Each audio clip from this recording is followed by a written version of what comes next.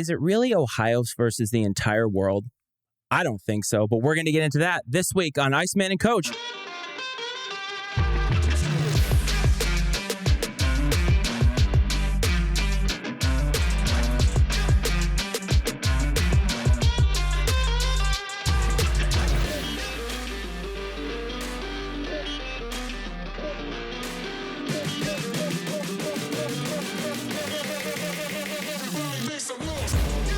What's up, everyone? Welcome back to another episode of Iceman and Coach. As always, this is your host, the Iceman, Matt Freites. I want to remind you at the top of the show, if you have a take that you would like to give, call or text the show. Area code 703-718-6314 is the number to do that.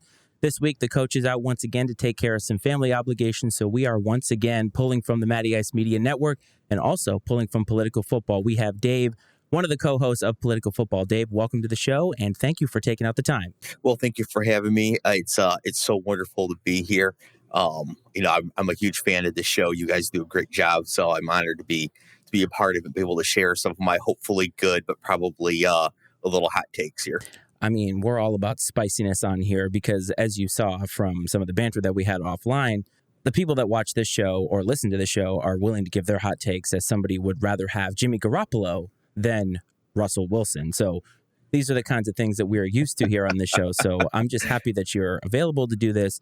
And last week, Cleve was here and gave his brand of analysis. But before we get into anything on this show, you guys have your own show. So I want to give you the space to let our viewers and listeners know everything about what you guys got going on at Political Football. Yeah, absolutely. So Political Football, we do mostly discuss the NFL, but we have been talking about Colorado here a little bit recently with what's going on with Coach Prime there. And, we do tend to focus on football, but we're not afraid to get into politics, especially when it does intersect with sports, right? Nothing in that realm is really off the limits or something like that. So when it does come up, we'll discuss it. But yeah, each week we review what happened in the NFL. It's hosted by a Jets fan and two Lions fans. So usually the audience gets to make fun of us because our teams are usually not that great. So it's a fun time. Oh, yeah, it is a fun time. And I feel like the analysis you guys bring is much different than what we do here. Like, we talk about how we're for the every fan. So we're for those people that are kind of on the fringes of sports, like they're casual sports fans. I mean, I wouldn't consider myself a casual sports fan because I feel like I know a little bit more than the people at the water cooler. Like, I don't know if this happens for you, a little bit of a peek inside the curtain of content creation, but like sometimes people find out that I have a podcast and they think that I know everything about sports. Does this happen to you? It does.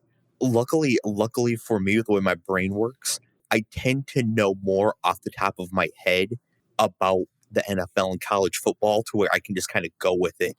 But if they start talking to me about the NBA, Major League Baseball, even European soccer, I have to be like real careful because I'm not quite as knowledgeable in those, even though I do really enjoy them. Yeah, I mean, I enjoy them too, but I cop to the fact, like I say this a lot, whenever people have that gotcha moment, especially on YouTube, they're like, you're going to be wrong. And I'm like, happy to be wrong. Like, I don't know everything, so totally fine with me. But if you want to check them out, you can find them wherever you find your podcasts. You guys are a live stream on YouTube, I believe, every single Tuesday. So you want to check them out. It depends on whether you like audio, video, or both. It's always good to subscribe to both. And we'll get to that a little bit later again, as we'll give you some time or some runway to actually plug the show again. But you mentioned Coach Prime and you mentioned Colorado. And I hate to go to this topic every single week, but it's difficult not to because it's compelling. It's compelling. It's interesting.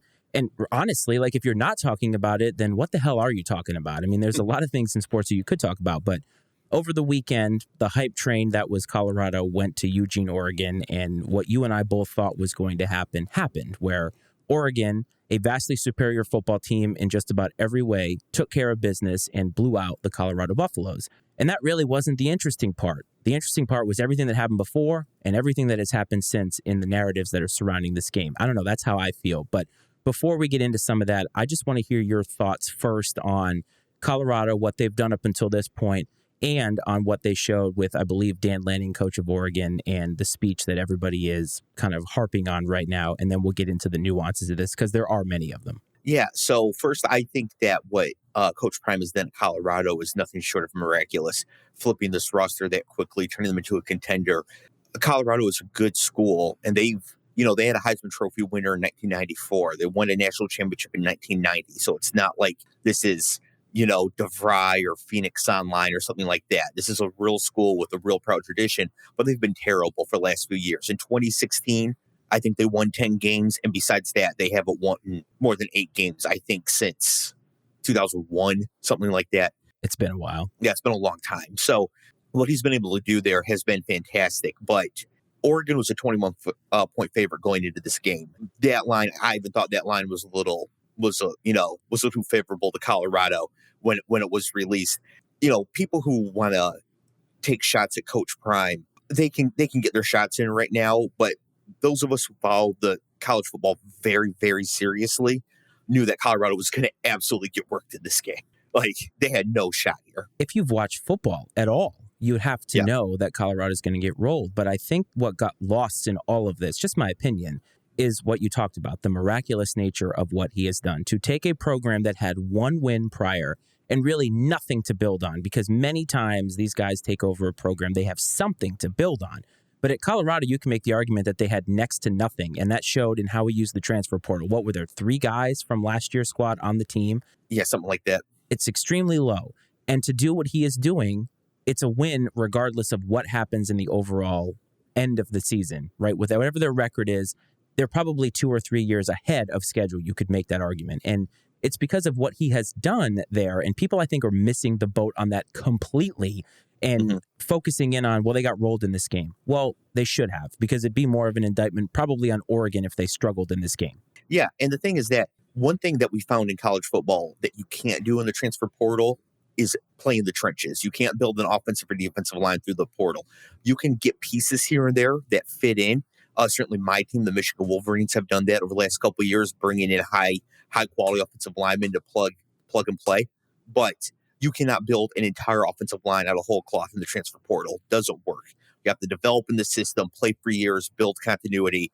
And so a team like Oregon that has that is always going to manhandle a team like Colorado that doesn't have it, especially when Oregon can match or even exceed at the other positions. I mean, Bo Nix is a legitimate Heisman contender. He's a better quarterback than Shedeur Sanders. Yeah, right now, doesn't mean Shedeur Sanders can't get better. Right. But in this moment, right now, coming into this game, Bo Nix was a legitimate quarterback. And even though I felt like he'd been in the league for 8 years, but my point being is they should have rolled them in this game. But what made news to me was, again, nothing on the football field. It had everything to do with all the pregame hype. Now, I get it, okay? Like, you and I both know that there are fan bases and there are media outlets that hype all these teams that we just get sick of hearing about. Like Mike Greenberg talks about the Jets, the Cowboys, the Packers, Aaron Rodgers. We get tired of hearing of those things. And I think it'd be fair if you felt like, okay, I'm tired of hearing about Colorado. Fine, right? There's a lot of good stories in college football, but it's the most compelling story in the country, bar none, in any sport. I will gladly sit here and say this. And so ESPN, of course, talks about how they get access to Oregon's locker room pregame. And you hear the speech and everything. And I mean, to surmise it, basically, it was, we're here for wins and not clicks. I don't remember exactly what he said, but that was the gist of it. And it seemed very personal. To me, it did anyway. And the play on the field kind of felt that way, too, because they weren't letting up on the gas pedal. And it was a weird thing because there are so many narratives now about it that I felt like are just kind of crazy. Like, to me, it felt like, don't most coaches use locker room material like this to motivate their team? The only part of it that I took not offense to necessarily was he let them in the locker room for a reason. Like, he didn't have to do that. That part of it is what I felt like, okay, that feels like an intentional move. Like, it's performative at that point. But if he says that behind closed doors, who cares? That's what coaches do all the time. So I agree with you that it's performative, but the word performative implies inauthenticity. And I don't think it was inauthentic at all. Like, I think he let them in to see what he was going to say anyways. And he was smart to do that. So first of all, this speech was also done for clicks, but I don't think it matters. This is a sport that is played on the field and in recruiting. And in recruiting, you have to be on social media. That's where, every listener out there has teenagers. They're on social media all the time. Well, that's who these college coaches are trying to recruit to come play for them. So you have to be on social media. You have to be viral. He knew the speech would do that. I don't think there's anything wrong with this speech. He said that they're about substance and not style. They're going to put an end to the Hollywood story. And that's true. I mean, the Ducks are more about substance than style. Their uniforms exempted. Colorado is more style than substance right now, which Coach Prime himself has even referred to. He went on game day and said that he said, once I get the big boys I need, look out. He knows he doesn't have the lines to compete against an Oregon right now. I can see why Coach Prime would try to use that speech as fuel for himself and for his squad. There was nothing wrong with this speech. It was a great speech to the team. And honestly, Dan Lanning could have come out and been like, he could just say nothing. He could just walk out of the room and they still would have won by 42 points because Oregon is that much better than Colorado. You're 100% right about the fact that it was a recruiting measure. Like, he's thinking about the kids that could want to go to Oregon after this season, not the kids that are on this team right now. And yes, I probably used the wrong word, performative, but I think you understood what I was trying to say was by allowing them in, it was intentional, but he meant what he said. Like, he wanted to go out there and do what they did and to prove a point really to their kids or to his kids that they are a great football team. And I think that they did that. But I noticed, though, and I'm sure you did too, that there are a lot of people who are super happy about this in a way that was so uncomfortable, so unreasonable, and just these people must not experience joy anywhere in their life. I'd like to see a Venn diagram of people who were at January 6th and people who don't like Coach Prime. And it can't be a flat circle because there's so many people that don't like Coach Prime that weren't there. But attitudinally, you know what I mean, right? Like, there's people don't like Coach Prime and they didn't like Prime Time as a player either. And it's for the same reason. And it seems pretty clear the reason why that is. Yeah, I mean, you're talking about a guy who has bravado, who has also accolades to go with this bravado. Most people, you and I included, do not like people who talk too much and never perform, right? You're talking about the Kadarius Tonys of the world, brick hands. But the point being is that Deion Sanders has walked the walk and talked the talk in many avenues, just about everything that he has done. In the pros, in college, in baseball, in broadcasting, and now he's a coach. And he's done success or had success everywhere that he has gone. So if you don't like his shtick, it's because you don't like people who are successful, because you yourself are probably not successful, at least in my opinion. But I said last week to Cleve that the thing that they have in common was that they're mostly old and mostly white. And I'm happy to say that because it is true. Most of the people that I have talked to that are like, I can't stand this guy, have that in common. And it's not an indictment on every single white person out there. It just is a fact of the matter that these are the people that I'm talking to. And I'm glad to not be one of those people, to be able to look at it and say, and I think I said this to you, college football is supposed to be fun. And this is like the best kind of fun that college football needs, because I'm tired of Nick Saban, quite honestly. So, yeah, I have a few thoughts on that. So, first of all, for the listeners who might not be able to tell, I am in fact black. So, when I get on this tie right here, that can be important for people who can't see me. Honestly, it would have been funnier if they didn't know. That is true. Just having no idea. But so, first of all, the people who are old now and don't like him weren't old when he was coming into the league in 1989, and they still didn't like him then. While age is important, right? It's not like they were like, oh, huge fans when they were 30. Now they're sick of him when he's 60, right? The reason that this story with Coach Prime has so many overtones, right, to it is that Deion Sanders is bringing an overwhelming blackness to college football, and it's making people uncomfortable what he's doing. And how to say this? The worst kind of white people and status quo white people tend to actually be okay with the presence of black people. They're not okay with the presence of blackness, especially when it's overwhelming like this. College football coaching is a predominantly white profession. And what Deion Sanders is doing is that he's showing that you can be successful while being unapologetically black in what you're doing. It's a difference between what he's doing here and somebody like Barack Obama as president. Barack Obama was a president who was black. He was not overwhelmingly black culturally as president. The fact that Deion is successful and is going to continue to be successful will make people uncomfortable. And the thing is that if you are uncomfortable with Deion, with his shtick, what he represents, that doesn't actually say anything particularly negative about you personally. In the United States, whiteness and white culture is seen as the norm. And so for white people, primetime, Deion Sanders feels like an counterculture outsider coming in. For black people, it's the same as Muhammad Ali or Colin Kaepernick or anybody else who seems disruptive to white people, but we're just like, or Martin Luther King, right? Like people who seem disruptive, but they're like, it's just a reverend or he's just a boxer. Like he's just sort of doing his thing. I do want to say too that I personally would not choose to play for Deion Sanders. Really? Yeah, because there's many different ways to be black culturally, and religious and swaggy is not me. I am neither of those things. But I would sign up to play for Marcus Freeman or James Franklin in a second. And what Deion Sanders is doing at Colorado is going to open the door for so many other young black head coaches to get gigs so people who like Deion can go play for Deion. People like me who would not have chosen to play for Deion Sanders I ignore Nick Saban, ignore Dabo Swinney, ignore Brian Kelly because Marcus Freeman and James Franklin and others like them are options. And there's going to be more of those options. And that is what's making people uncomfortable, really, even if they don't quite realize it. The presence of black people is not unsettling anymore, especially in public places.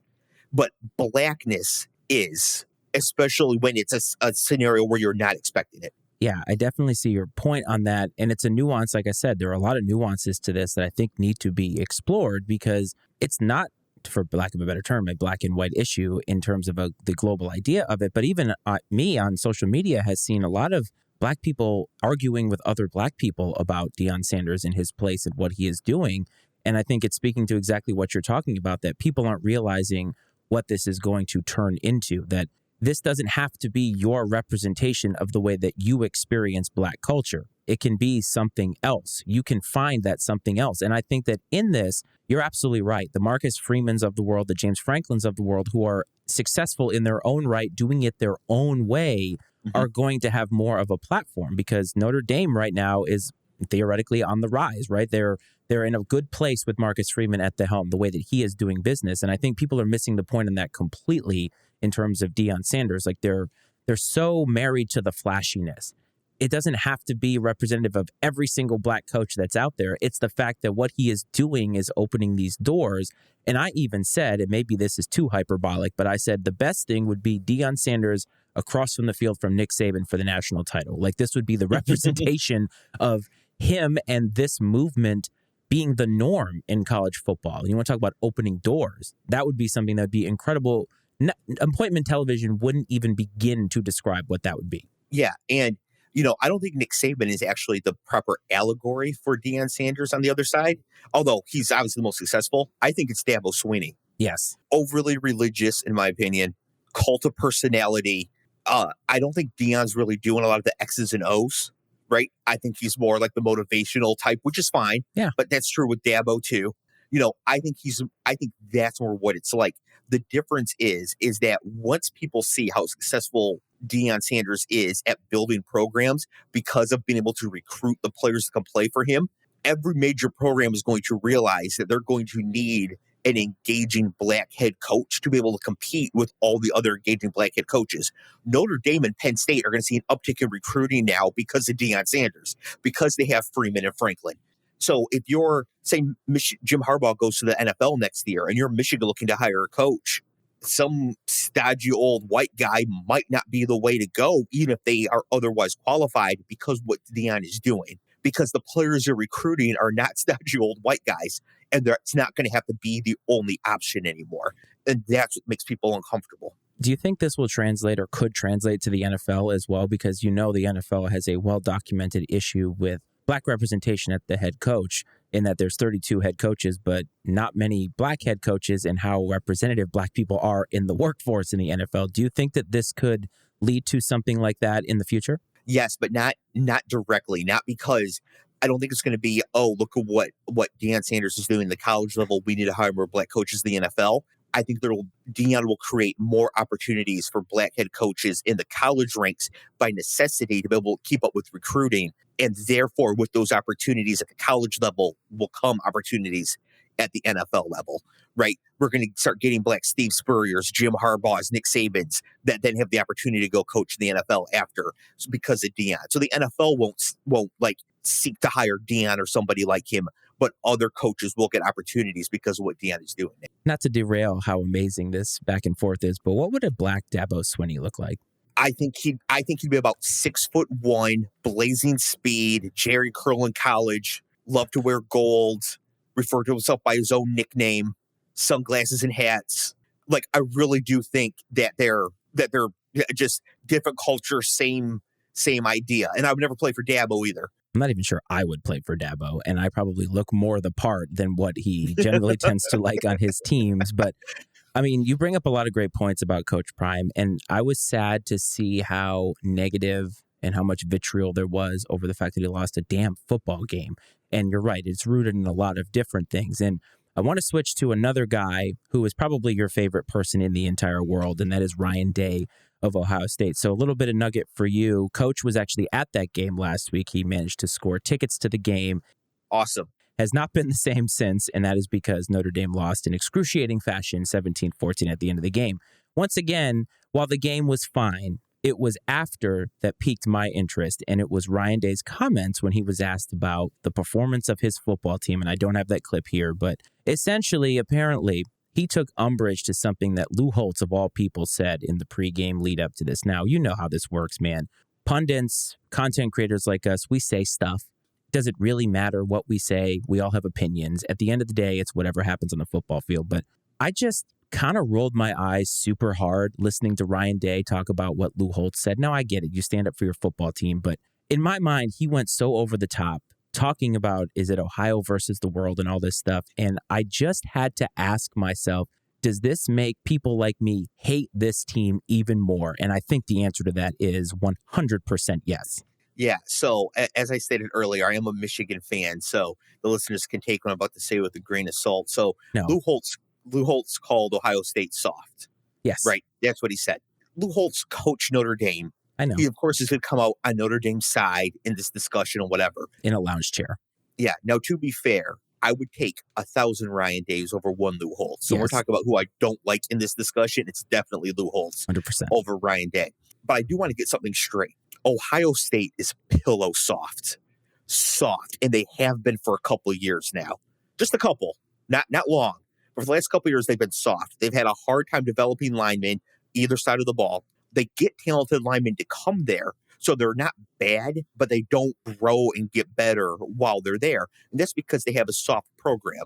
And Ryan Day knows that if he gets trucked by Michigan for a third year in a row, he's getting fired. Yes, I wanted to bring that up with you because his speech, and it seemed almost like fake intense to me. Now, maybe it wasn't, but it seemed fake intense. It seemed like I need to prove a point for my team that these people can't call my team soft. When in reality, and Coach has said this on this show before, every coach knows what they have in that locker room, every single one of them. So he has Yes. to know what you know, that this team doesn't have the kind of, to use a Gorilla Monsoon term, intestinal fortitude that it's going to take to win the national title against these other programs that 100% do. And just like we talked about with Colorado, you build your teams at the line. And they won this game on the line, right? Like that's how they won at the end of the game. But is it going to work against all these other teams, right? Is it going to work as they get forward? Is it going to work against Michigan? And that's the only game that matters, right? It's the only game that matters. And he's staring at a 3-game losing streak. And a lot of people, even Vegas, are picking Michigan to win that game. And he has to be thinking about that as he's saying this, right? This early in the season, he's got to be thinking about it. Yes, because this whole tirade he went on in this post-game on the field thing. So cheesy. If you look at it instead, if you view him as a politician trying to get elected, it makes a lot more sense. I'm your guy. The constituents should back me because I'm going to fight for you. That's the case he's making. He's trying to make his case to why he should not be fired when he does get trucked by Michigan again, because that is coming. Excellent point. Yeah, because what we saw in this game again in the last couple games is that this team is not built to beat Michigan. This team is built to beat USC. Notre Dame. It's built to beat teams like that, right? It's not even really built to beat Notre Dame. This goes best of 7 if they play a series. Yes, it does. Right? You know, obviously, Ohio State is capable of beating Michigan, right? They're so talented, but they are soft, and their softness is why they've lost to Michigan 2 years in a row. and they lost by over 20 points both times. Ryan Day has 2 Big Ten losses in his entire time at Ohio State. If it becomes 3 and it's Michigan, he's getting fired because they will not put up with that, and Mike Vrabel might be available. But they are not putting up with that. The other thing you mentioned is that, does this make you hate Ohio State even more? Well, for me, that's obviously impossible. It's already maximum level. I hate them too. But I do want to say, while Ohio State is easily one of the worst fan bases in the country, the 10% of them that are good fans are some of the best fans. Yeah. Some of the best fans. Now, the rest are all just eating beef jerky, wearing Ed Hardy, horrible wannabe UFC guy. But the 10% that are great fans are some of the best fans you will find anywhere.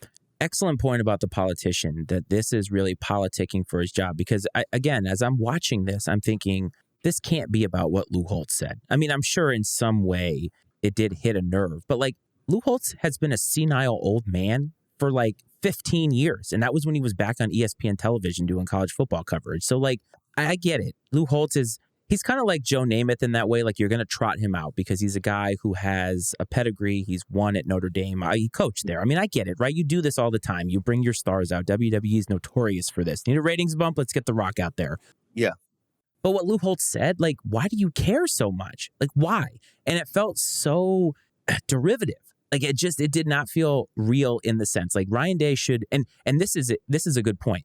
Ryan Day is soft himself if he's going to take something that Lou Holtz said so damn personally. He is representative of what you said about this team. And this video is going to go so viral because Ohio State fans are going to just dump all over us. And I'm here for all of it. All of it. Yeah, I mean, I honestly don't care. Ryan Day is soft. That's why the team is soft now, too, because it's taking on, right? Brady Hoke and Rich Rod Michigan teams were soft because the coaches were soft. That's the thing. They don't have a hard coach. And I am not looking forward to when Mike Vrabel becomes the head coach at Ohio State. That is going to be a nightmare as a Michigan fan. But in the meantime, they've got this guy who is soft and is easy to get run over.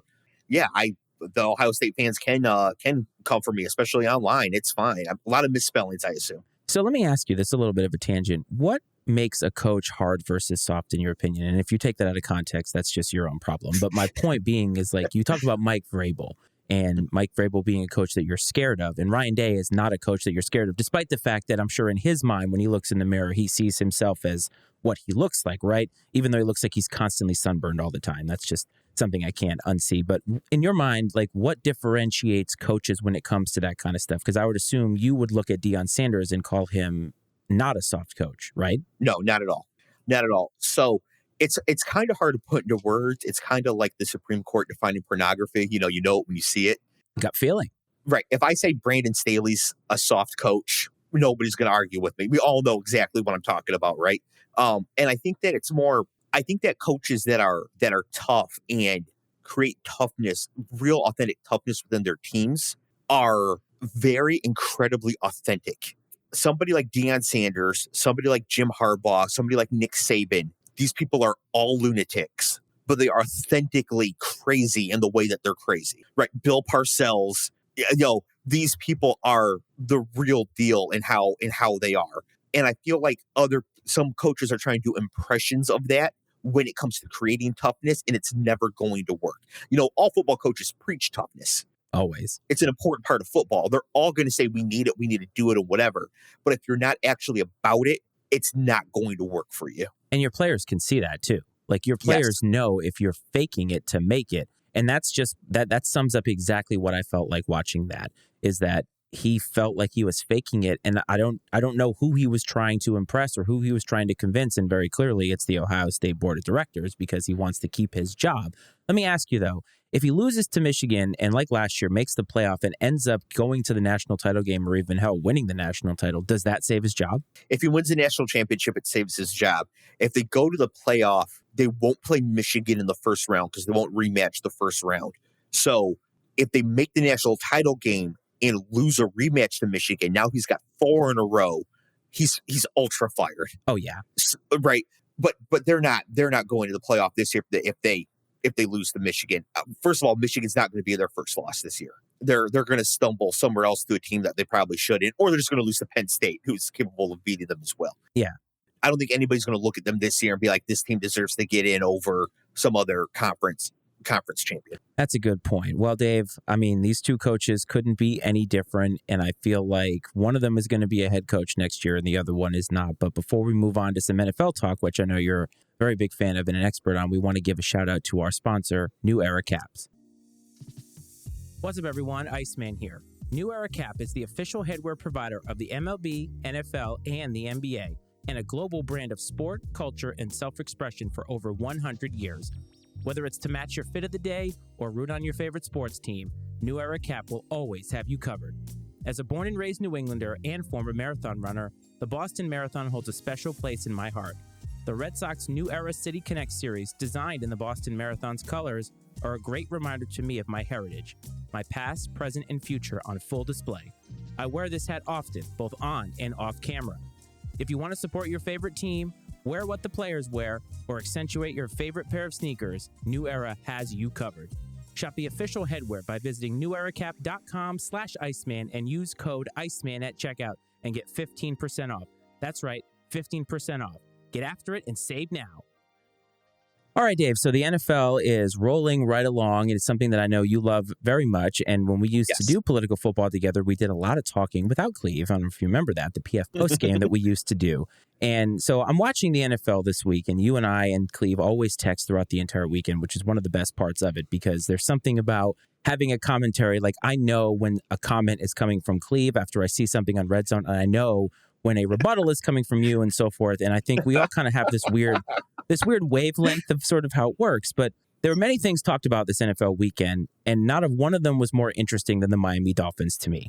You see the score, and you tell somebody who, let's say an alien lands from some other planet, and you try to tell them what the Miami Dolphins are all about or what football is all about, and you show them the score of this game. I've never seen anything like it. Obviously, not many people have. I think it was, like 1910 the last time somebody scored or whatever it was, 70 points. But it was an unbelievable display of offensive prowess. It was an unbelievable display of the potential of the future of this league. And I'm so intrigued by watching this team. You think that I wouldn't be with my team being in that division, but as a lover of just football, I could not believe what I was seeing. And I'm very happy to say that the Miami Dolphins have arrived. Yes, and I actually think they arrived last year, and then Tua kept getting concussions. Oh, of course. This team is ready to go. So when I do my notes for political football or this show, right, I got notes, come prepare.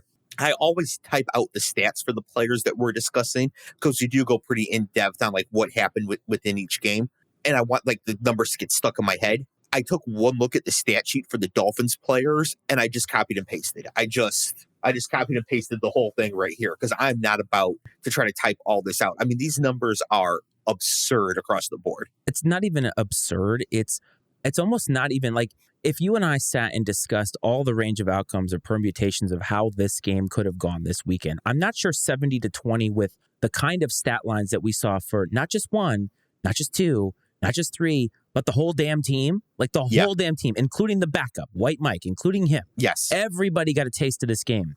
I don't think you and I would have even said that. Like, I don't even think that it would have been close to a discussion. It would never have been. No, because if I thought this game, the Dolphins scored 70 points in a game, I would have played many more of them in DFS. Yes. This last weekend. So Devin Achan, as he has clarified, he wants his name to be pronounced. David Achan goes 18 carries for 203 yards and 2 touchdowns. Also has 4 catches for 30 yards and 2 touchdowns. He is now the running back 5 on the season in fantasy, and he did not play in week 1. And that's like the third most absurd thing that happened in this game. We would never predict the team to score 70 in a game. I mean, that's a model breaker right there. And I thought watching this game, I thought a couple things. One, I thought that the Broncos were extremely slow on defense. And the Dolphins, they're so fast. They have like the 5 fastest recorded times on the field this year are all from players on the Dolphins. That speed obviously gave the Broncos fits. And now I'm looking around the league to see who else is really slow on defense, like New England. And I'm starting to get a little concerned for some of these other teams that they're going to play. Absolutely. And by the way, one of the 5 fastest speeds on the field was Mike McDaniel running to the locker room on Sunday night. That was pretty terrific. But the Dolphins are interesting because they have a young, likable team. At least to me, they seem very likable. All these guys seem to gel together. They love playing with each other. They're having fun. Like, they look like you took a Pop Warner team and just made them the Miami Dolphins and put them out there. Like, they're playing football the way that you learn to play football. You learn to have fun playing this sport. Mike McDaniel obviously has a beat on these guys in a way that is just amazing. He knows how to coach these specific guys. He knows the pieces that they need to get in there. And old Vic Fangio gets to sit back there and have a defense that has, I don't want to say underperformed, but I think people thought that they were going to be like this hard-nosed, tough defense. They haven't really needed to be because they've been just so out front on teams. Even the New England game, New England did the best that they could to slow down that offense, and offensively somehow we're still in the game late, but it didn't matter because they had just enough firepower, even being slowed down, to stay one step or two steps ahead of a team that tried to outsmart them, right? Like, and obviously Sean Payton and the Broncos couldn't do that. They couldn't do that at all. And that's the part to me that is interesting because the Dolphins should be fun. We should all be excited about watching them. If you hate them, they sit in the same camp about people who hate Deion Sanders, right? Like, this should be a team that you love to watch if you love to watch football. That's 100% period. Tua is a surgeon, a brain surgeon within like 15 yards. If he throws a pass that goes less than 15 yards, it's going to be completed. Perfect. It's going to be completed. Yeah. And none of that stuff matters anymore. All of this talk that we had about, can Tua do this? Is Tua for real? The only question we have is, will he get another concussion? And you and I both hope that that does not happen because it could be life-altering. But that's football. It could. So now on the other side of this, you have the Broncos. And 2 weeks in a row, I've texted you guys, LOL Broncos. And I think that it's the most appropriate thing that you could say about them right now because this is a team, and I don't know if you agree with this, they brought in Sean Payton thinking that Nathaniel Hackett was the only problem that they had. And now they're facing an unprecedented loss, possibly having a locker room that doesn't like anybody in this locker room, right? And now they're staring at 0-3. Their season is pretty much done because statistically, teams that start 0-3 do not make the playoffs. I think that the Broncos are in more trouble than even Sean Payton realizes. Yeah, I think the Broncos are done too, mainly because that defense is not, I mean, they play in the AFC West. The Raiders put 40 on them. You know, I think they're done too. And I think you're right about Sean Payton. I think there's a strong chance that Sean Payton has already lost the locker room. I do. Because his brand of coaching may not go over very well with players anymore, right? That sort of like hard-nosed drill sergeant style of coaching. The modern version of that is what Dan Campbell does for the Lions. And Dan Campbell and Sean Payton do not coach the same way, right? Dan Campbell coaches the modern version of that, and that's why he's having success. And Sean Payton, he was in New Orleans for a long time. He had the clout of the organization. He doesn't have that in Denver. Right, Jerry Jeudy is much more of a Bronco than Sean Payton is. Why does he have to do what Sean Payton says? I have a take on Sean Payton that I gave last week, and I got a lot of crap for it today on YouTube because I posted it as a short, and I said that I've always felt, and I think I even said this to you once on air, that Sean Payton got a lot more credit for the Super Bowl that he won than if you look at the body of work for what he accomplished. He had a Hall of Fame quarterback, and you are notoriously famous for saying that Mike Tomlin had the same luck, was able to have a Hall of Fame quarterback and be able to kind of ride coattails to the success that he has had. I felt like Sean Payton was that because he had one appearance, not even just the one win. That's the only appearance that he had. And now he's facing a situation where people thought that he was going to take a year off coming from the way he left that organization. And he's just going to come in there and the team's all of a sudden going to be fixed. And I totally agree with you. I thought he was overrated as a coach. I think that even more now. But I do appreciate what he did for New Orleans because they were perennially losers, the laughingstock of the NFL. And they won a Super Bowl. You can't take that away from him. But here now, today in 2023, not a successful coach. And I'm not having any of it that people think he's going to turn this around. There is no evidence that there's that big of a gap between Mike McCarthy and Sean Payton. I 100% agree with you. And I think that's, to me, what I've used as the example of Mike McCarthy has won Super Bowl. And that's all he has. That's the one appearance. That's all that he has. And look what he's done in Dallas. Dallas, a soft team. Another soft team because their coach is soft. Mike McCarthy is soft. I don't know if Sean Payton's soft because he seems kind of like a lunatic. And I think Bountygate happened within them. So he could be a little crazy, but that might have been more Greg Williams. Also, Bountygate implies softness. Oh, that's a good point. Corruption is soft, right? If you need to be corrupt to be successful, you're soft. I like where your head's at with that. But I think that Sean Payton, to me, gets And the way he carries himself, like, I get it, okay? Like, Russell Wilson last year did not play well. And you could say that it was Russ. You could say that it was Hackett. There were many things that happened last year. But keep in mind, Dave, 2 seasons ago, we said this was a team that was a quarterback away. And the quarterback was going to be Aaron Rodgers. And John Elway, for lack of a better term, f***ed around and found out. Correct. And didn't pick him up. And now this is where we are. And John Elway, I'm coming for you too. Because John Elway, you are an overrated executive. You are running on the cloud of winning those Super Bowls in Denver, but think about the quarterbacks that he has brought on and paid. Brock Osweiler, $80 million, okay? And if not for Peyton Manning, John Elway would not be an executive there, or it would not have lasted as long as he did. There's no evidence that John Elway is any better than Matt Millen. Thank you. Thank you. I mean, we're making comparisons all over the place. I mean, Matt Millen managed to at least draft Calvin Johnson. Now, he didn't get to reap the benefits because he got fired immediately, but he did draft Calvin Johnson, which is sort of like bringing in Peyton Manning. One other thing that you did bring up about this game, though, in the pre-show, and I wanted your thoughts on this. What about the idea of the Dolphins running up the score?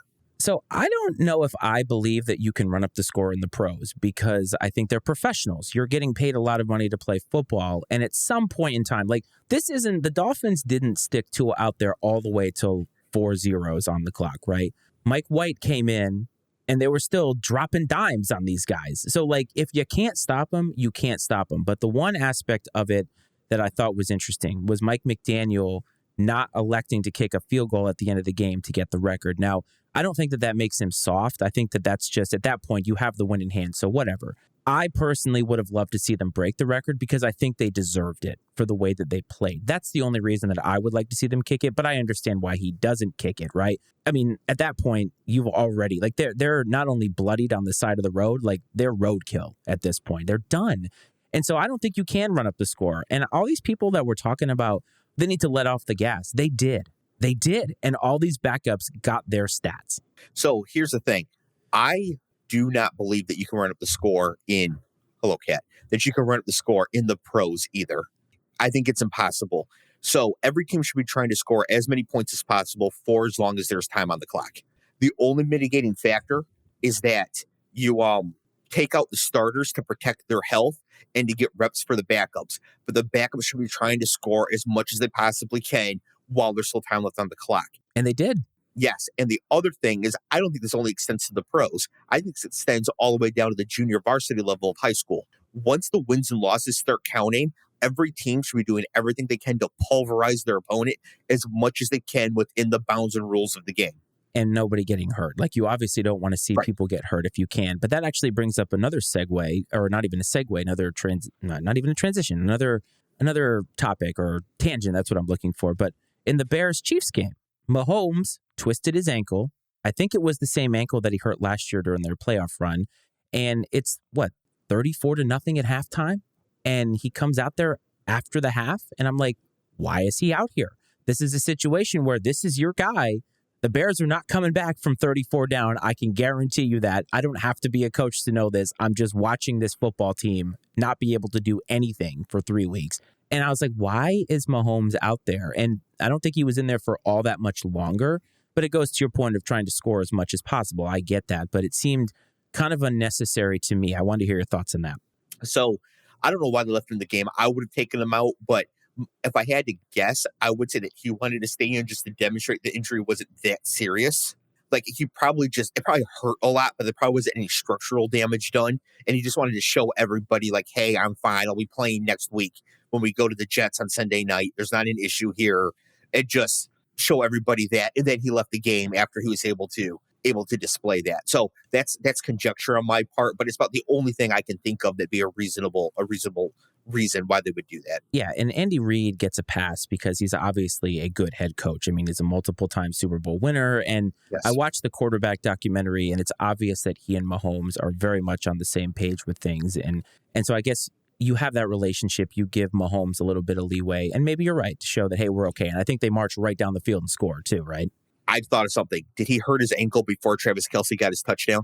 I don't know. That's a good point. Because if he did, he stayed in to get his boy that touchdown in front of Taylor Swift. So I listened to you guys this morning, and I heard you talking about it. Now, I just want to be clear. When I say this, I understand the nuances and points that are made. elsewhere, but like I couldn't have cared less about Taylor Swift being at that game. However, from a ratings perspective, from the NFL's perspective, all the business side of it, that was about the best thing that could have happened to the NFL. Yeah. So as a person who likes Taylor Swift's music, I thought it was fantastic that she was there. They're getting all the hoopla, all the hype.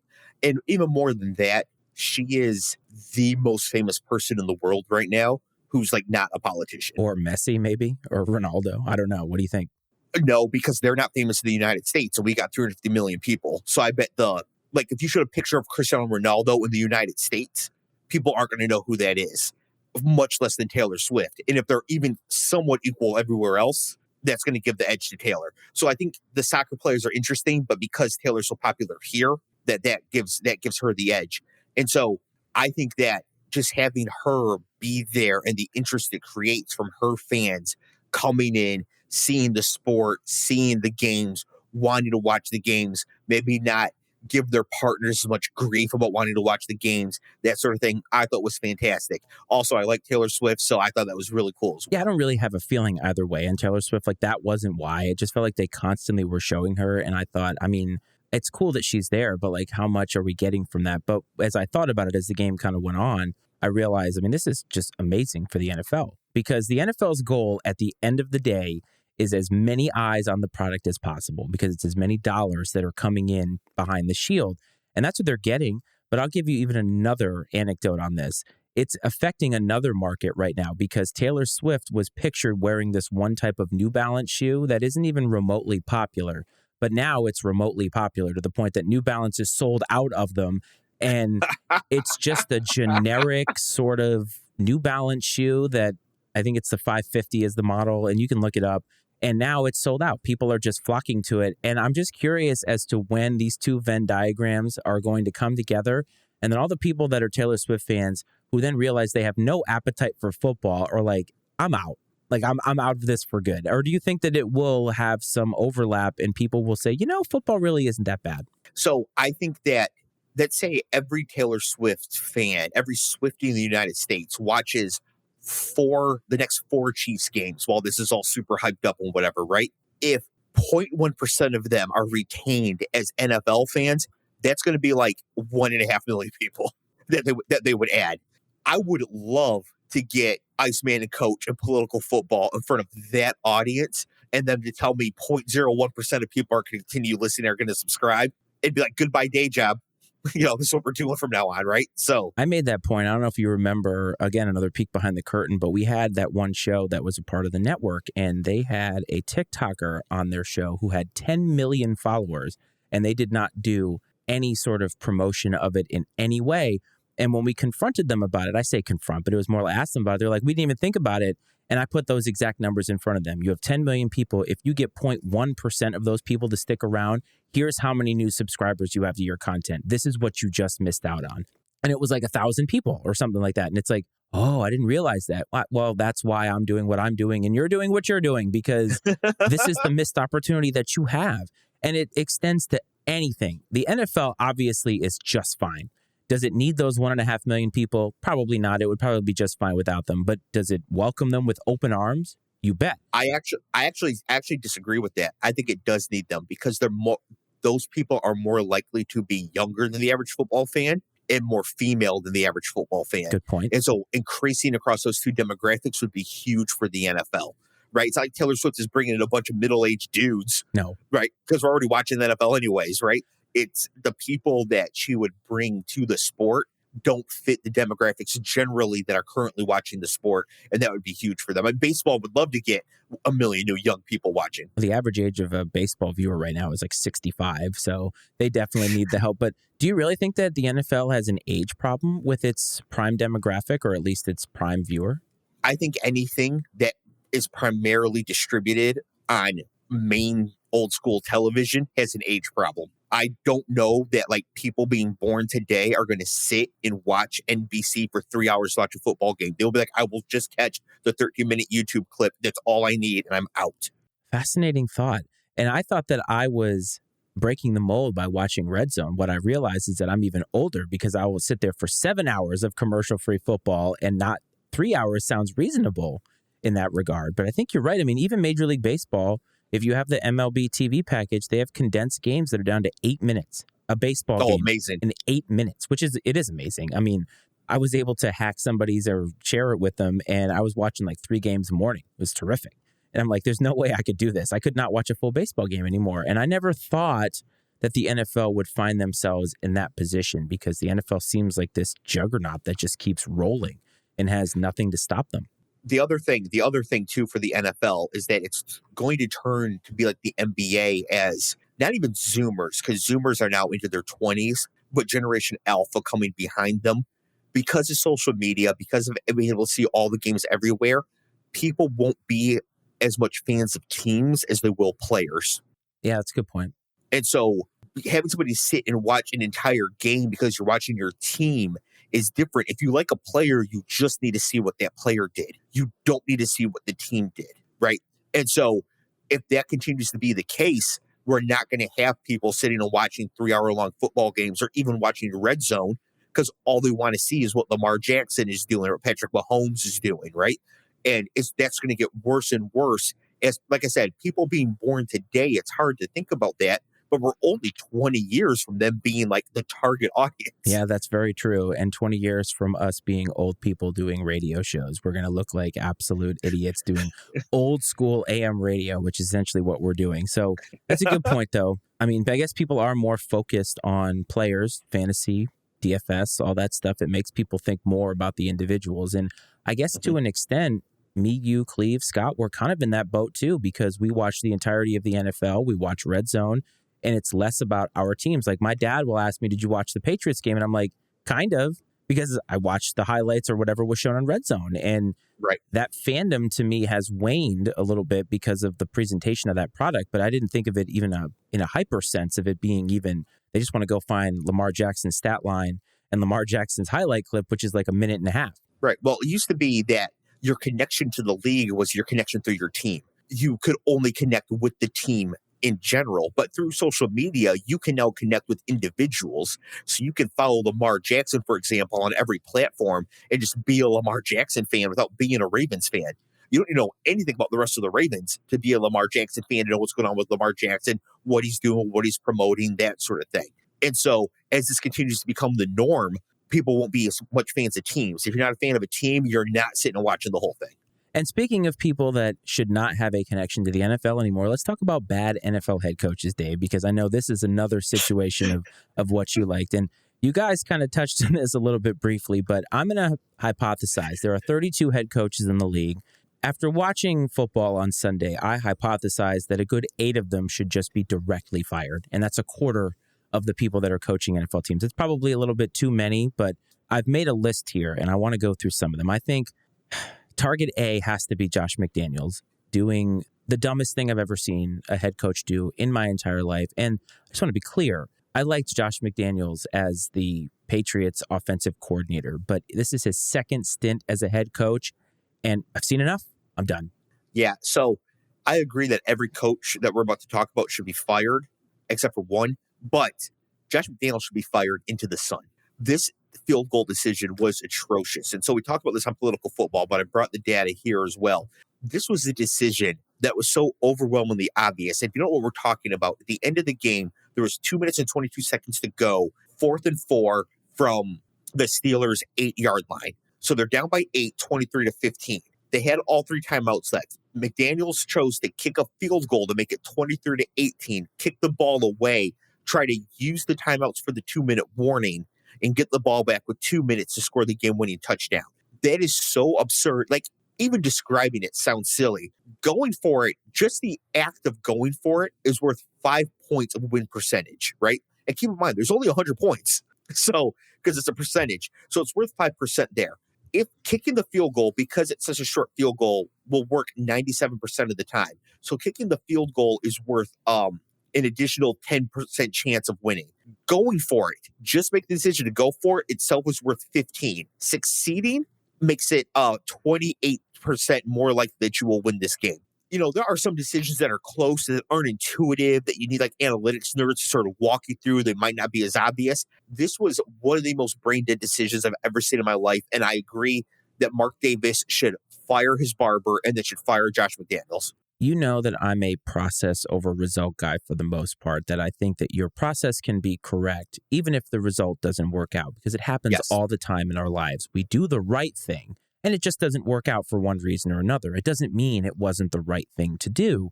And in this case, this reminded me, do you remember Matt LaFleur a couple years ago against Brady in the NFC Championship game? Very, very similar situation where the score dictates what you're supposed to do. So in this instance, when I was looking at this, they're down by 8. A field goal requires them to get a touchdown. The same way that right now, sitting on 4th down, they have to get a touchdown. And the fact that they have to convert a 2-point conversion means nothing because it's a 50-50 proposition most of the time. So you'd like to think that your team could get 2 yards, but hey, it's the NFL. And so kicking a field goal there, it still necessitates them to get a touchdown. And now it makes it harder to get the touchdown because you give the ball back to the other team. Now, I get it. The other team is, I was going to say Mitch Trubisky, but it's Kenny Pickett and the Steelers. I get it, right? Like, you'd like to think that you'd be able to stop them. It's not a guarantee, though. You do what you can to win. It goes back to what we said about running up the score. Do everything that you can in your power to score points and win the football game. And look, this guy took over a playoff team. Now, I get that they weren't the best playoff team in the field, and maybe we thought they were a little fraudulent, but they were a playoff team that then got Devontae Adams, and they have gotten appreciably worse every single game that they've played. That is an indictment on your head coach, and you need to get rid of the guy. Yes.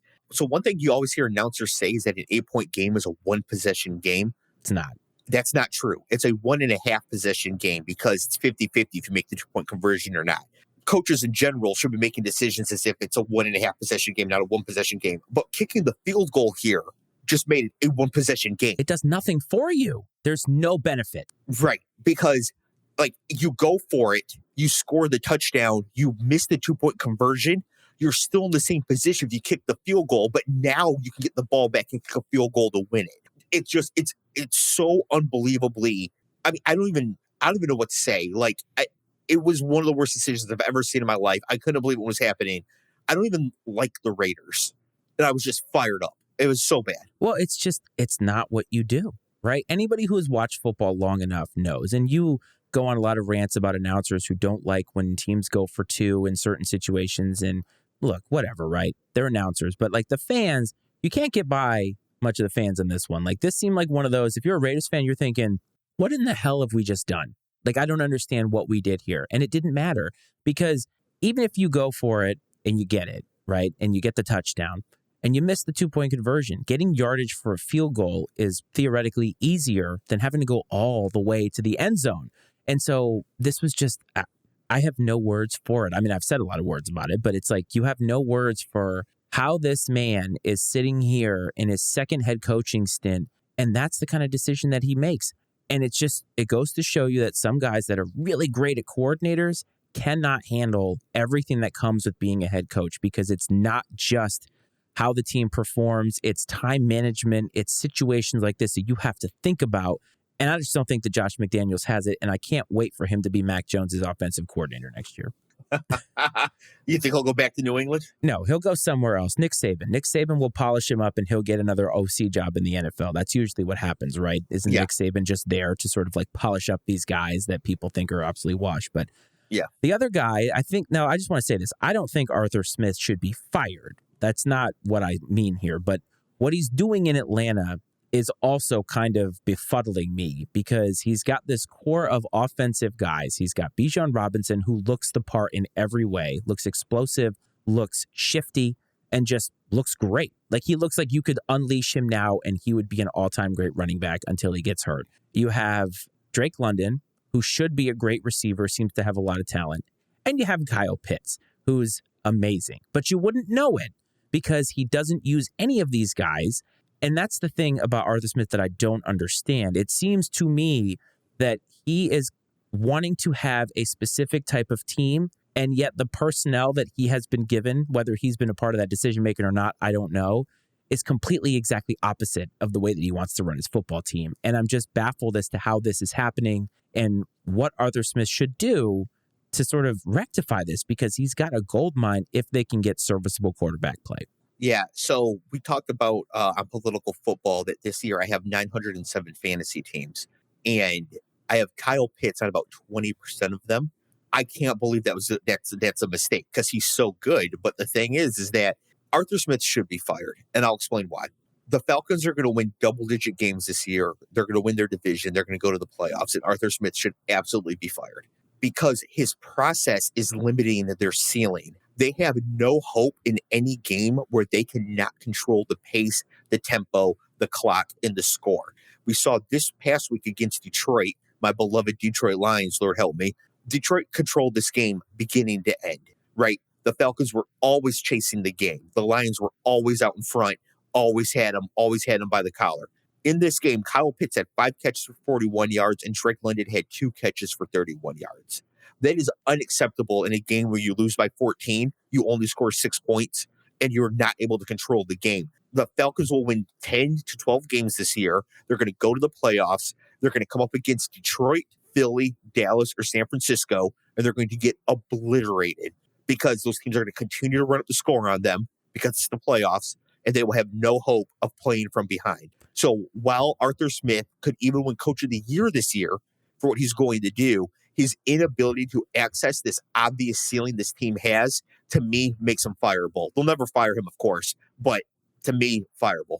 Didn't he come from the Tennessee Titans? Yes. My beloved AFC South. Now, I've said before that the Tennessee Titans the last couple of years have been that team that might win a crappy division, but they're not going to be a player at all. They have in no way are going to make any type of play. And I think they made the AFC Championship one of those years, but whatever, right? Like whatever. Arthur Smith kind of is embodying that to me because that's exactly how I feel about the Falcons, that they may win a crappy division, but it doesn't necessarily mean that they're good. And I think if they get to the playoffs in that opening round, even as a division winner hosting a game, some of these other teams that are going to come play them on the road are going to smoke them, and it's not going to matter. And then the question is, what is he going to do next year? Because you can't keep playing like this. Kyle Pitts, the talent that he has that they're leaving on the table is insane. He had 1,000 yards as a rookie, as a tight end. Yes, and he was mossing guys as a tight end. The talent that he has there, can you imagine what it would be like? Imagine what it would be like if he was on the Lions. At least Jared Goff would get him the damn ball. But now they're not getting it to him. And I think that if you're a head coach in this league and you can't maximize the players that you have, you know how many head coaches would love to have those 3 guys in skill positions on their team? Are you kidding me? And he's got this and he doesn't know what to do with it. The only thing he knows how to do is grow a stupid mustache. Yes. The other thing, too, that's important to note here is that he didn't just fall ass backwards into these good players. They spent significant capital on them. Yes. Kyle Pitts was the 4th overall pick. Drake London was the 10th overall pick. And Bijan Robinson was the 8th overall pick, which is horrible because he's a running back. But he was the 8th overall pick. You have 3 top 10 picks that you don't really know how to use. He will figure out how to use Bijan because he's a running back. He will not figure out how to use Drake London or how to use Kyle Pitts in a way that imposes the will of the Falcons and the other team. He could only do that through the running game. He's limited. He doesn't know what he's doing. He's half an offensive coach. He doesn't know half the game, half of how to play offense, and it's the most important half, right? He's going to win 10 games, and he sucks. Yes, I agree with you on that, and it just frustrates me. So moving right along to players that are being wasted with immense talent, let's talk about Brandon Staley and the Chargers, because Justin Herbert, by all measures, whether it's statistical, whether it's by the eye test, is great. Got a lot of talent. And you could argue that he's had trouble winning some of the big games, and that's fine, right? You always heap the praises and the criticism on the quarterback. But Dave, I want to read a stat to you that is from Chris Rim on Twitter, okay? He is a Chargers beat writer, I believe. So this is against the Vikings this past weekend, which, by the way, on the money line was even. So that just tells you how both these teams came into this game. Justin Herbert was blitzed 81% of the time during this game. His stats against the blitz in this game, 32 of 38, 301 yards, and 3 touchdowns, and is the best stat since it was tracked in 2006. And it is also like the most a quarterback has been blitzed since Colin Kaepernick way back in the day. And by the way, the Chargers scored, 28 points and barely squeaked out a win. And this is not the first time this has happened this season. Herbert has been doing this all season long, and the Chargers really should be 0-3 if not for playing another team that chargered harder than they did. And Brandon Staley now is in his third season, I think? Third or fourth. Third or fourth. And I feel like the body of work now is not in his favor. What do you think? It's his third season because Anthony Lynn was the coach for the first season of political football, and we're in year 4. Oh, yes. Mr. Goal Line Fade. Oh, Yes. Thank you. Yes, thank you. Where's he hanging around, by the way? He was the offensive coordinator for the Lions. They got immediately fired. For obvious reasons. Yes. And now I have no idea where he is. But thanks to Coach Prime, he could probably go coach college and be okay. Yes. Because speaking of people that I would sign up to play for in a heartbeat is Anthony Lynn. Okay. All right. Maybe not in the NFL, but, college for sure. Yeah, if he was the head coach at, I don't know, Texas Tech, I'd go play for him. I don't think Brandon Staley is wasting Justin Herbert or the Chargers are even playing that bad this year. They could also be 3-0. Justin Herbert is also the only quarterback in the NFL to not commit a turnover so far this season. I think that the Chargers, the loss when they blew that 27-point halftime lead at home in the playoffs to Jacksonville last year, that clouds everything in the way things are being seen this year. I don't think it's that bad for the Chargers. Could get worse, and Brandon Staley should be on the hot seat right now because of the results that he's had. But unlike Arthur Smith, I don't see a terrible process with the Chargers here. I see much worse luck, especially in close games, than with somebody like Arthur Smith, where it's like, if you fall behind, you're going to get trucked. But at some point, the results have to come with it, though, right? In the NFL, he has to start winning games. And they took a step last year going to the playoffs. So you can give them credit for that. And the loss, look, these things happen, okay? I mean, the Falcons blew a lead to the Patriots. The Vikings somehow miraculously beat the Colts last year. Remember all of this? These things are going to happen every now and again. But this is not the way that they thought they'd be starting their season. And when I say he's wasting Herbert, I'm looking at him putting up these numbers and seeing the team not be able to win some of these games. And yes, luck is going to have something to do with it. But he's the guy who's going to take the fall because they're not going to get rid of Herbert. Herbert's balling out. Yeah, and they just paid him. No, if they fired Brandon Staley tomorrow, I'd be like, yeah, sure. I think he'd also be a little hard done by if that happened. I think that he hasn't been perfect. He might even be good, but he's also been unlucky on top of it. So it makes it hard to parse out just how bad he is. It's like the opposite of Arthur Smith, who is clearly terrible and going to win 12 games. Brandon Staley might be a good coach and could lose 9 games this year and get fired. Didn't you call Arthur Smith a good coach in your preseason reviews of the Falcons? So I think that Arthur Smith is a good coach at what it is that he does. Also, coming into the season, I thought, well, now he's had a couple of years in this system with this team with Drake London. Drake London's going to his second year. Kyle Pitts into his third year. He's going to make these adjustments. He hasn't made the adjustments. So I could retract some of what I said because what I prognosticated did not come to pass. And Arthur Smith is a great coach when he gets to coach the type of game he wants to coach. But if it's anything different, he goes to shit, the team gets destroyed. That's like somebody who was at January 6th now signing up to play for Coach Prime, Dave. I mean, this is just not going to happen. People are not going to change who they are. Let's just be honest with you about that. People who are, again, wasting what could be talent, but you could go either way on this. I'm going to say this name, and I'm pretty sure that many people have no clue who this is, but I believe it's Matt Eberflus. It was the head coach of somebody's Chicago Bears. Not mine. No. The Chicago Bears, easily the worst team in the league this year, and they've looked just laughably horrible doing so. And Justin Fields, obviously, his comments last week, say what you want about whether he should or shouldn't have said it. He said it. It is what it is. But I think that we can all agree that the Chicago Bears are a mess for many different reasons, including the fact that they can't get a lock to keep all of their stuff safe. And so Matt Eberflus is looking at this. Justin Fields his potential is being wasted. That's why I said his potential, because I think you and I both agree that there is still a ceiling with him. But he looks lost in many ways out there. He seems to be throwing gasoline on fires when he should be trying to put them out. And I don't know if the coaching staff, as it is currently situated, is going to be able to do this. And it's just amazing to me that they're not calling a better scheme for the skill set that he has. And that's a coaching thing, 100%. This is Eberflus's second season at Chicago. And so going into last year on Political Football, our co-host Scott made a great point where he said, why do you hire a defensive coordinator to come in and coach this young quarterback who obviously needs like an offensive style coach to develop? And I think that we're seeing that come to pass here. So it's possible Justin Fields is horrible. There's a chance. But Justin Fields has been an elite football player his entire life, right? all the way from like 7th grade up until the NFL draft, it was always Trevor Lawrence and Justin Fields, 1A, 1B. Gatorade Player of the Year voting all the way up through college, where Justin Fields beat Alabama and Clemson in the playoffs when he was at Ohio State. Ohio State was not soft when he was there. In college, or I should say at Ohio State, because he transferred from Georgia, Justin Fields completed 63% of his passes, threw 63 touchdowns to 9 interceptions in 2 years. I mean, he knows how to play football at that level for sure. Right. And he can pass it's the same system CJ Stroud played in. What is going on here? Justin Fields is a downfield vertical passing quarterback who is an insanely talented rushing threat.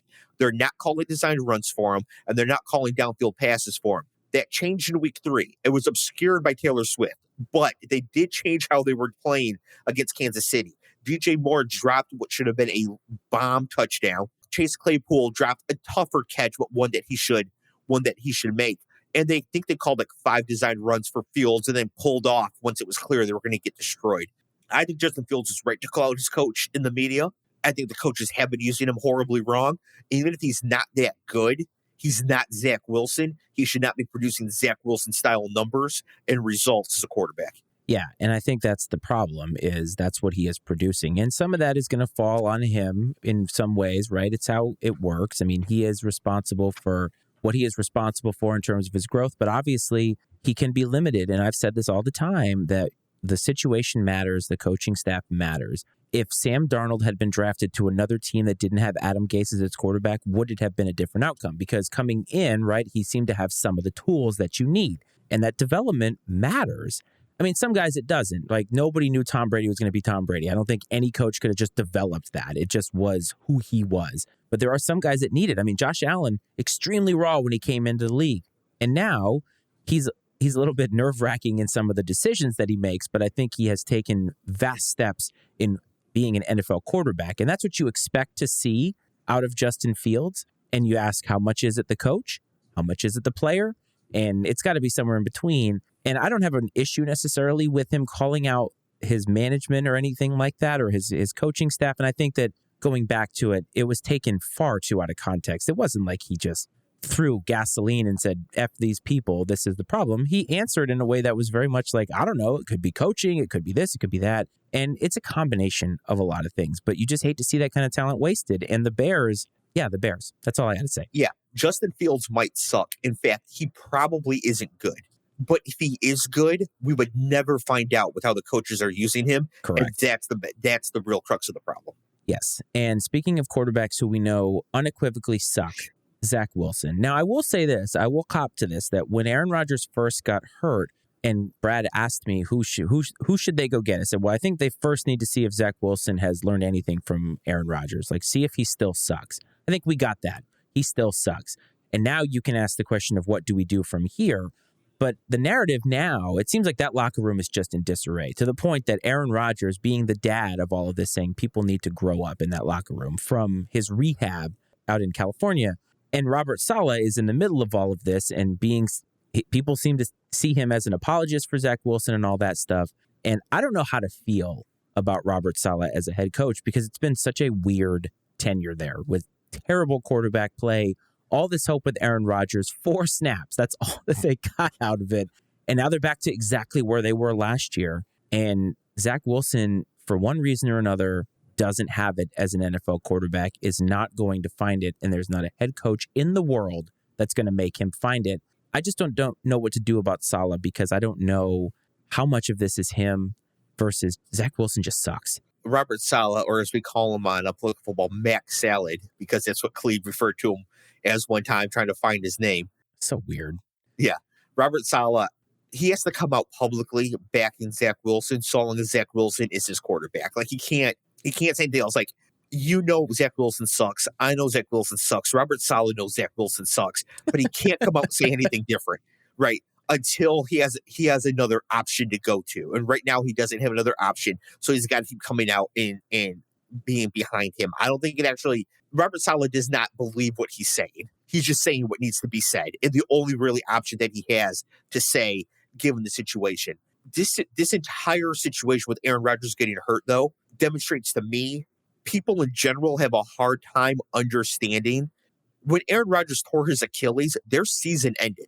100%. The Jets season was over as soon as he tore his Achilles. It doesn't matter what they do. It doesn't matter how they go, if they sign Carson Wentz or Matt Ryan or Phillip Rivers or Drew Brees or Colin Kaepernick or the man in the moon.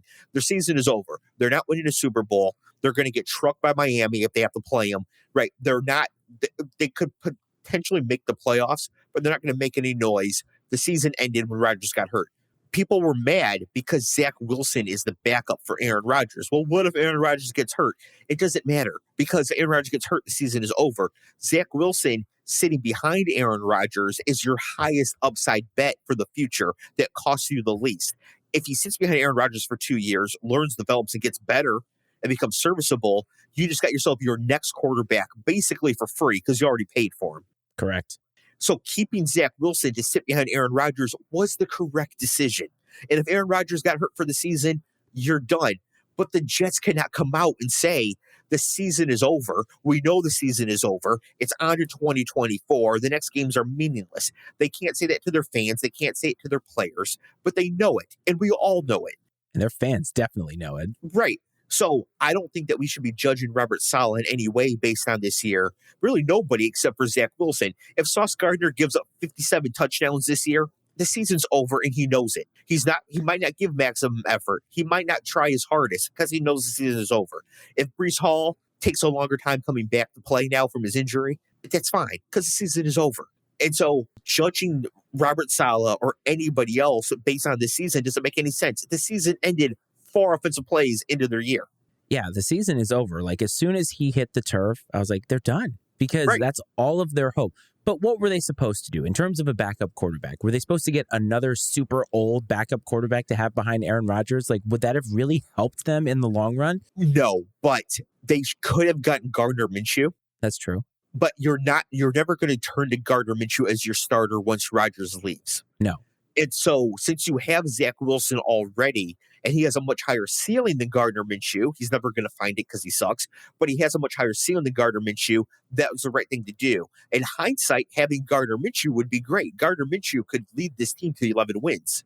They still wouldn't win the Super Bowl, but they could be a factor in something. But that's not the point, because the point isn't to be a factor in 2023. The point's to win a Super Bowl with Aaron Rodgers. Correct. And now they can't do that. The season's over. The season is over, and I feel bad for Jets fans. I legitimately felt bad for Jets fans. I won't lie to you. I got caught up in the hype a little bit. Like, that night, Aaron Rodgers comes out. It just seems like it's a great night. It's like, for once, this fan base has something to look forward to. Our boy Cleve has something to look forward to. And this is how it happens. At least right now for you as a Lions fan, the Lions may not be players when it comes to the Super Bowl, right? That may not happen, but they're exciting. They're fun because you told me once that they can't be bad and be uninteresting at the same time.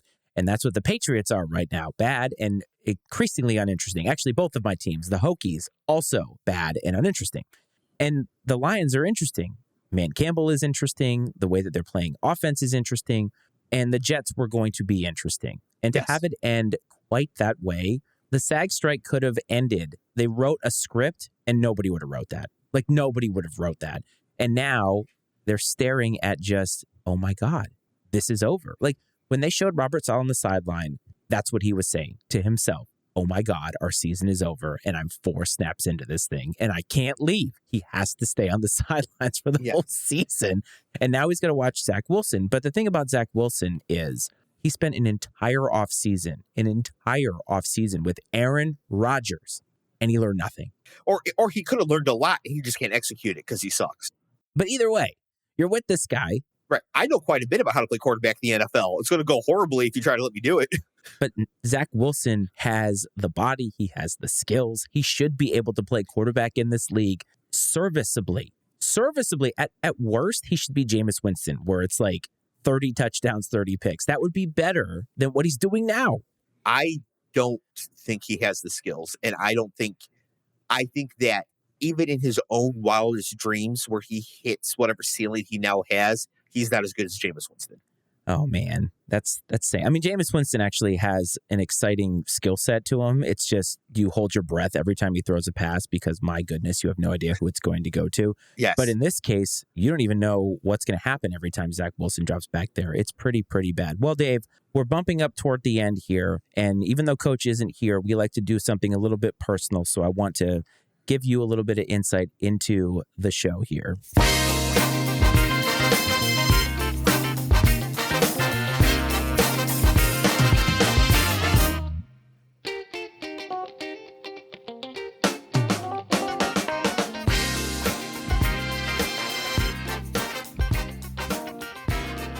Iceman's Stat of the Week. Every week, Coach and I bring a personal flair to the show. Normally, he would do a pick of the week. We will save that for Friday's College Kickoff Eve, but I'm going to grace Dave with a lovely Stat of the Week. Dave, are you ready? I am ready. Okay, so you know who Joe Burrow is, I assume? I've heard of him, yes. So this stat is in no way meant to disparage Joe Burrow at all. I think Joe Burrow is wonderful. He is an excellent quarterback. I am merely giving you this stat because of the other people that are on this list. The names are absolutely hilarious. So Joe Burrow, and this is according to ESPN Stats and Info, Joe Burrow is now averaging 4.7 yards per attempt this season. Not very good.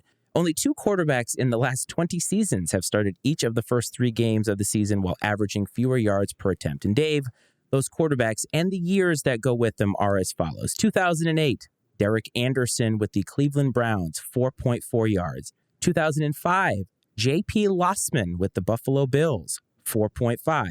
2023, Joe Burrow, 4.7. And this is the best one because of the year. 2011, Kerry Collins with the Indianapolis Colts, 4.9 yards per carry. That's just the names that are with Joe Burrow are amazing because Joe Burrow is so much better than every single one of those guys. So that's why I said it's not an indictment on Joe Burrow whatsoever, but holy shit, that is funny. Kerry Collins, speak of people who don't like Deion Sanders. 2011. I didn't realize Kerry Collins was still playing in the league in 2011. I know. I remember watching Kerry Collins at Penn State. No lie, I think I was in like 3rd grade. Yeah, he's been around forever. So it makes, to be fair, in 2011, Kerry Collins having less than 5 yards per attempt makes a whole lot of sense. Yeah, he was like 55. Your season's over if you're starting Kerry Collins as a Colts fan at that point. That was the year, actually, that Peyton was hurt, right, with his neck injury, and the Colts were really, really bad, and they sucked for luck. And then, boy, did they get rid of Andrew Luck in the most ceremonious way. So, Dave, before we get into the end here, I want to give you another opportunity to let the listeners and watchers know about political football. Yeah, so on political football, I sort of mentioned towards the start of the show, but we do talk mostly about football. This time of year, we do NFL weekly review shows. We go game by game through pretty much every game, get a bit more in depth into what happened, stats, things that we notice, prognostications about how the teams are going to do going forward, players we like and don't like, that sort of thing. We will also discuss political things, especially when they intersect with sports or with football.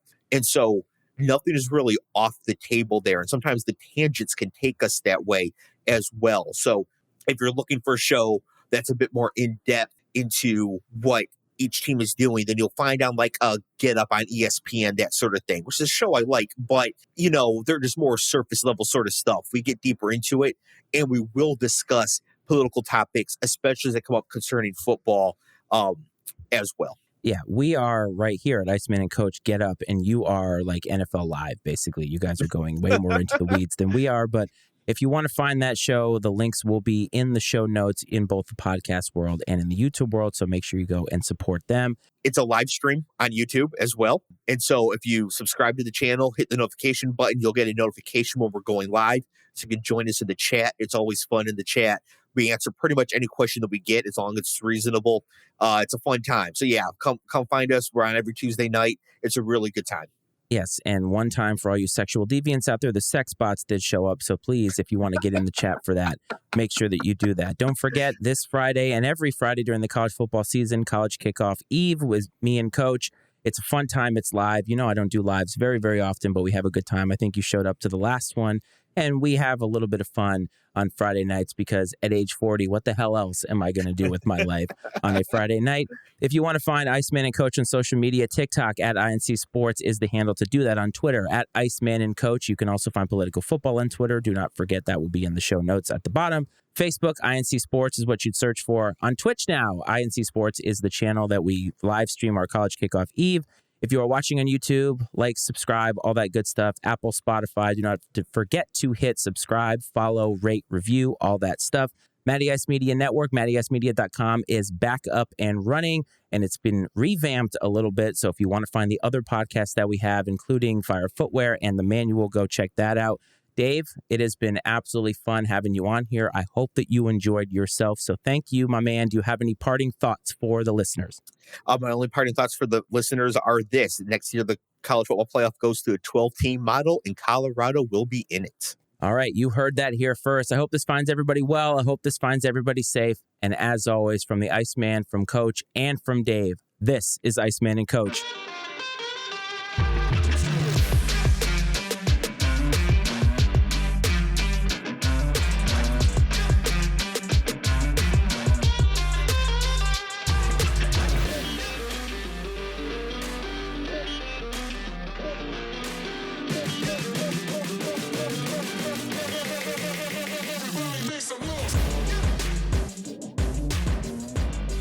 The opinions and viewpoints expressed on I&C Sports are those of Matt Freites, Brad Powell, and their guests, and not necessarily those of the Matty Ice Media Network.